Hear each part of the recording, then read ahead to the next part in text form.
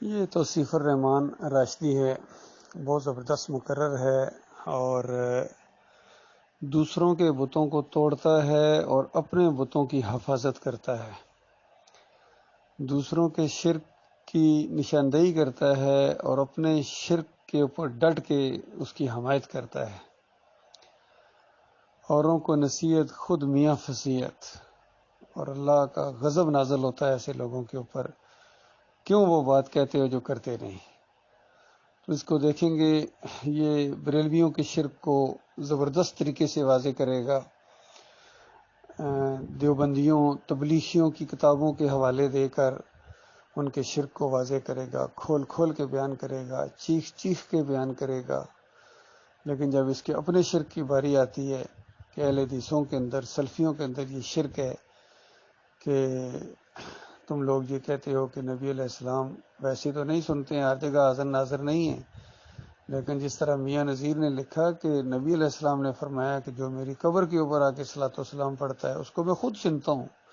میاں نذیر نے فتاوی نظریہ کے اندر بھی لکھا، ان کے عبداللہ بن باز نے اپنے فتوے کے اندر لکھا، حج اور عمرہ کا جو کتاب ہے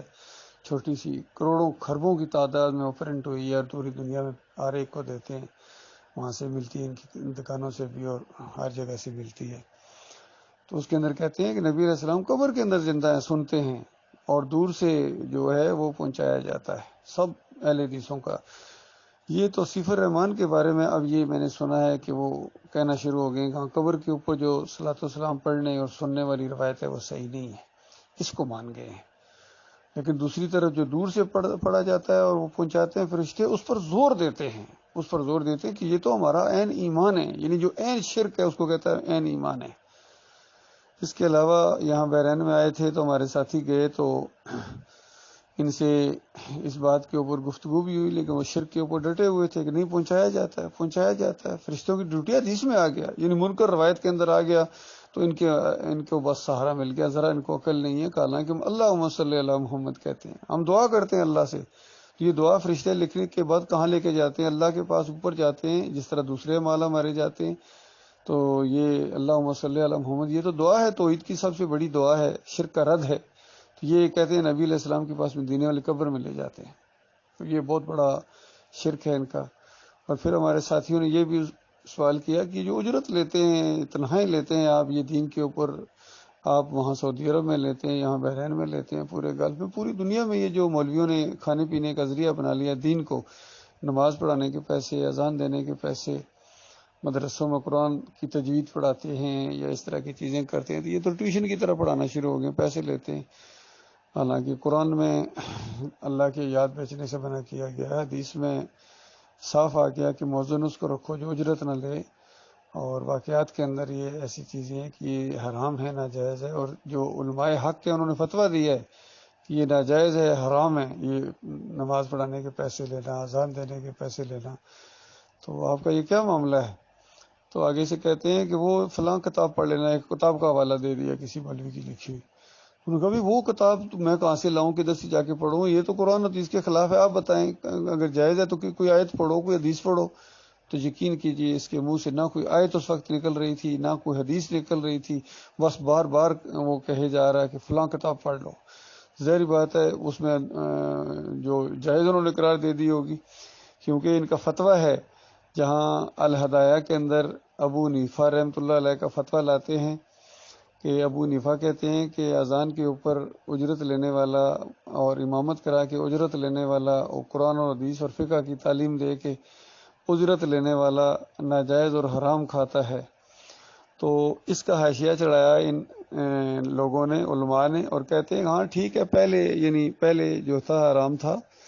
یعنی نبی علیہ السلام کے دور میں حرام، صحابہ اکرام کے دور میں حرام، تابعین، تبع تابعین کے دور میں حرام، تو لیکن بعد میں علماء نے اس کو جائز قرار دے دیا ہے۔ تو میں ایسے موقع پر کہتا ہوں پھر ذلت اور خواری بھی بعد والوں کے حصے میں آئی ہے، جب تک یہ حرام تھا اور لوگ اللہ کے لیے دین کو سیکھتے تھے، سکھاتے تھے، تو اللہ تعالیٰ نے عزت دی تھی ان کو اس دین کی وجہ سے، اور جب انہوں نے دین کو پیشہ بنا لیا تو پھر ذلت اور خواری کے گڑھوں میں جا کر گرے ہیں۔ تو آج کوئی مسلک ایسا نہیں ہے، بریلوی ہوں، دیوبندی ہوں، اہل حدیث ہوں، سلفی، سب اجرتی ہیں، دینداری ختم ان کی، دکانداری شروع. تو یہ ان کی بہت بڑی بدبختی ہے بھائی. قرآن کا علم بھی اللہ نے ان کو دیا، اپنی آیات کا علم بھی دیا، پھر بھی یہ دنیا کی طرف جھک گئے ہیں. تو بڑی خوفناک مثال اللہ نے ایسے علماء کے دی ہے جو دین کو بیچیں اور دنیا کمائیں. تو سورہ اعراف کے اندر ان کی مثال دی گئی ہے، اور سورہ جمعہ کے اندر ان کی مثال دی گئی ہے کہ دیکھو ایسے علماء جو ہیں یہ بالکل بہت بڑے مجرم ہیں. اللہ تعالیٰ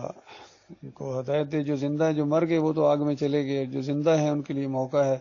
لیکن یہ ماننے کے لیے ان کی اکثریت، عظیم اکثریت ماننے کے لیے تیار نہیں ہے. آگے سے جھگڑا کرتے ہیں اور آگے سے